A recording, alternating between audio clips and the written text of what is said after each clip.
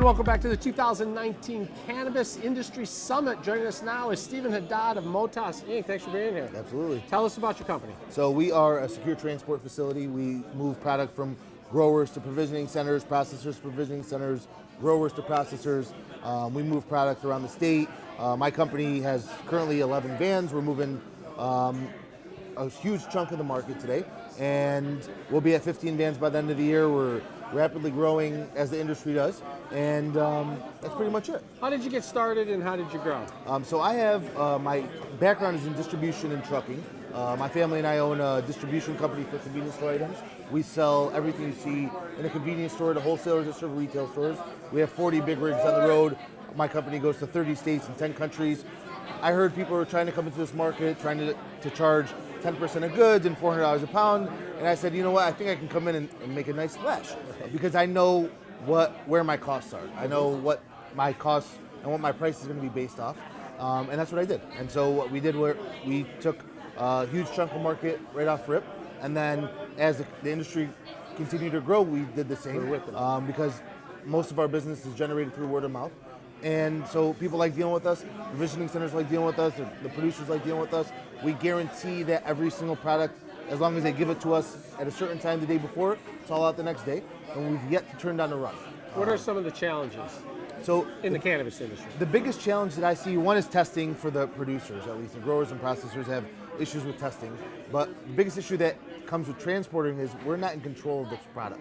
So we deal with delays at the pickup spot. We deal with delays at the drop-off spots. We're trying to pick up from multiple places to get to a spot, and it's really hard to make all of that happen and estimate time of departures and estimate time of arrivals, and it just, those types of issues make it really difficult. And what's different between this, what I normally do with distribution is I house 8,000 products, 8,000 different types of products in my distribution company, where I house 0 in this business, right? So every day I'm picking up from a manufacturer and dropping off to a retail store. So every day, gotta go somewhere. Every day, if we have 10 vans on the road, we drop off to 1 or 2 or 5 provisioning centers 4 different times in 4 different vans. And that's what makes it tough, as opposed to holding product and dropping them all off at once. Yeah, you're delivering that day. Every day. And we move from 4 corners of the state to 4 corners of the state every day. Are there any issues with security? Not yet, and I think it mainly has to do with the fact that it's the industry's still new. But we have measures in place like tail vehicles and cameras and GPS tracking that allow us to protect ourselves. But eventually it's inevitable where you'll get a hit one day. Right. Yep. Hopefully it doesn't come to my company, but it'll happen. And tell me about this tax issue I've been hearing about, where part of your business you could probably write a lot of this stuff off, but part of in the cannabis industry maybe not so much. So that has to do with 280E, which doesn't affect me as much because I don't produce product. So we don't take title.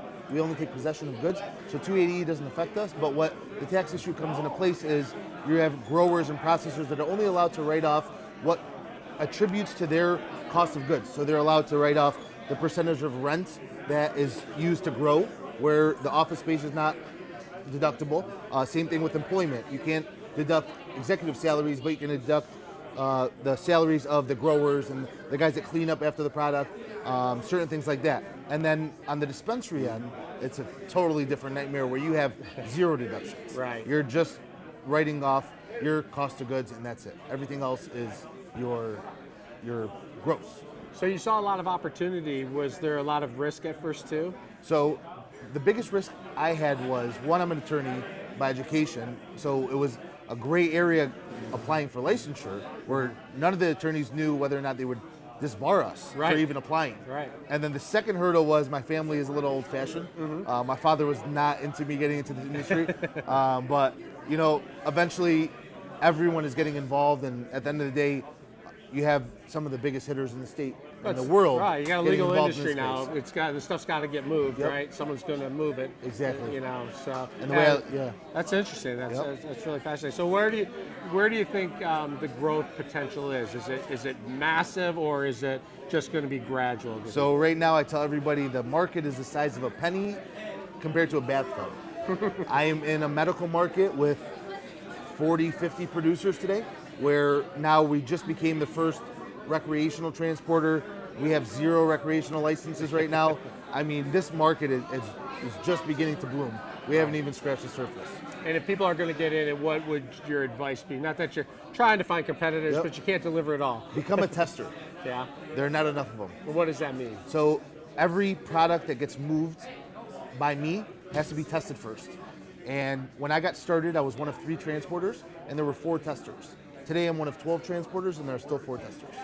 And the testers prove what? That The testers approve THC percentages, pesticides are not present, microbials are not present or are within the legal limits, and then heavy metals they test for as well as a whole range of different things I don't even want to get started with because I don't know enough about, but they are backlogged, where these guys are turning over product sometimes 5, 6, 7 weeks later.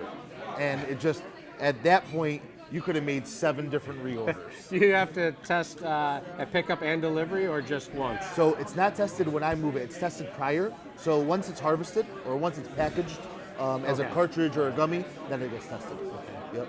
All right. Well, that's a fascinating business. Yeah, it sounds like it's going it's crazy. to keep growing. Yep. And it's kind of exciting for Michigan. And, Yeah. There'll be more jobs and a lot going on. Absolutely. It's really going to be fun to watch. Yep. All right, Stephen Haddad, thanks for joining us. Appreciate it. Thank you. All right. We'll be back with more on the 2019 Cannabis Industry Summit. Stay with us.